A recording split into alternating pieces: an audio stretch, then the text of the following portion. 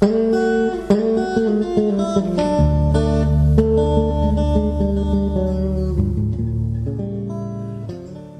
et bien cette fois-ci c'est le sport que nous allons évoquer, le sport féminin, puisqu'on est toujours dans le cadre du féminin, au fil des mots et de l'histoire, donc j'ai Talandier, où j'ai quelques pages sur le sport féminin, parce que c'est très important, on le voit bien aux Jeux Olympiques, et ça n'est pas si évident, parce que parler du sport féminin au XVIIe, ça ne marcherait pas.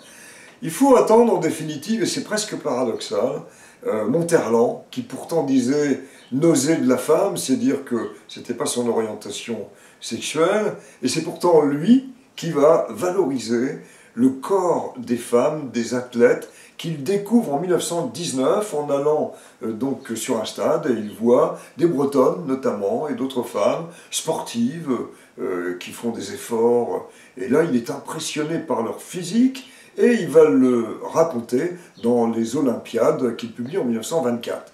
Alors, le sport, évidemment, il faut avoir en tête que le mot lui-même, encore au 19e et au début du 20e, on le voit dans un ouvrage comme celui-ci, qui est un dictionnaire intitulé « Le sport français », et on voit donc un cheval. C'est qu'en fait le sport, c'est un vieux mot français, le désport, qui voulait dire se déporter, le loisir, passe en Angleterre, devient sport, et le loisir préféré des Anglais, c'était l'équitation, le cheval, et donc l'hippisme revient, et quand on parle du sport au 19e siècle, il faut avoir en tête que dans 90% des cas, c'est l'hippisme. Là, on est dans le sport, plutôt du côté de la gymnastique. Alors pourquoi Monterland a-t-il été ainsi fasciné? Parce qu'il était très agacé par le physique des femmes de la fin du 19e siècle. Et là, sur le stade, il voit des athlètes, et même des athlètesses, c'est le mot qu'évoque Hébert. Alors, Hébert, on a très vite, si vous voulez, oublié cet ouvrage, et pourtant Georges Hébert a été essentiel en écrivant l'éducation gymnastique des femmes, et il précise alors que la femme est littéralement massacrée physiquement. Et il n'a pas complètement tort, et j'ai été très surpris, parce que j'ai finalement lu complètement son livre, et il évoque toutes les aberrations dans lesquelles les femmes sont en quelque sorte contraintes par les hommes d'obéir, et je pense, alors, il en fait une liste assez impressionnante, et il va donner la première aberration, c'est une première dénonciation, dit avant tout, pas de muscles. Il dit que c'est la première aberration, c'est-à-dire la femme ne doit pas être musclée. Deuxième aberration, avoir une taille mince. Alors on n'est pas contre les tailles minces, mais entendons-nous, la taille mince du début du XXIe siècle, c'est pas celle de Polaire qui faisait 50 cm. C'est-à-dire que la taille normale c'est 80 cm, 50 cm c'est la fameuse taille de guêpe. Et vous savez que sans le corset c'était impossible et que ça entraînait des malformations, ça entraînait évidemment une assez grande souffrance. Mais c'était l'image qu'on avait de la femme, avec Polaire notamment, qui était d'ailleurs une amie de Colette. Ensuite, troisième aberration, avoir le ventre en arrière ou en avant de la croupe ou pas de croupe. Tout dépend des fantaisies de la mode. Donc, position du ventre compliquée en fonction, effectivement, des robes. Quatrième aberration, avoir les épaules basses et le cou très mince. Un peu en bouteille Perrier, si vous voulez.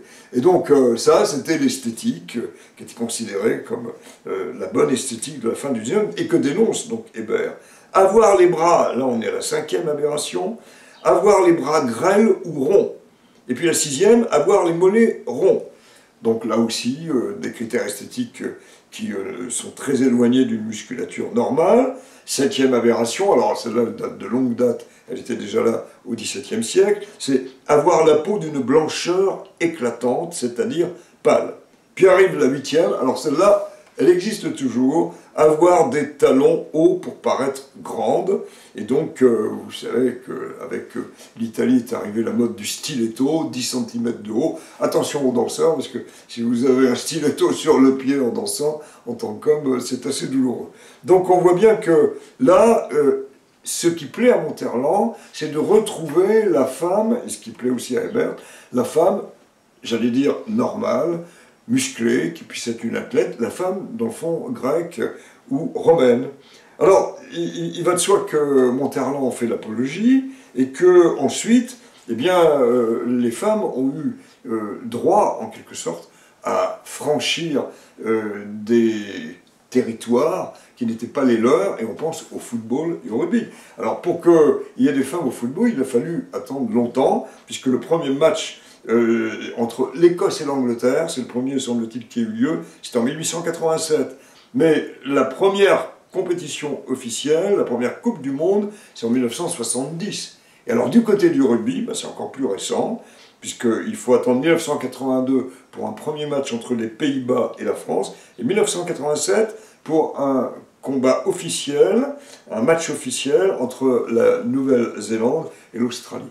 Alors juste un dernier détail, j'ai pas le temps de trop développer sur la danse, c'est tout un sujet, mais la danse, remarquez une chose, c'est souvent les femmes qui sont gracieuses et élégantes, et les hommes admirent les belles danseuses, belles ou pas d'ailleurs, mais la grâce et le travail qui correspond. Mais demander dans la rue, c'est une sorte de statistique qui a été faite, demander dans la rue à un homme d'évoquer des grandes personnalités de la danse. Et ils vous diront, eh ben, Nureyev, ils vous diront Michael Jackson, Jane Kelly, Fred Astaire, et attendez de trouver un nom de femme, on n'en trouve pas. Les hommes, il y en a bien sûr d'extraordinaires, mais les hommes ont encore pris le dessus. C'est un peu le cas de Louis XIV, qui était repéré dans toute l'Europe comme un danseur exceptionnel, déjà en quelque sorte une vedette sur le terrain. Alors, bon, on va terminer sur vive le sport féminin, vive la danse avec la valorisation des dames, et puis peut-être on va oublier, mais enfin c'est pas désagréable non plus, cette définition qui consiste pour les auteurs de mots croisés à présenter la danse comme une piste en boîte.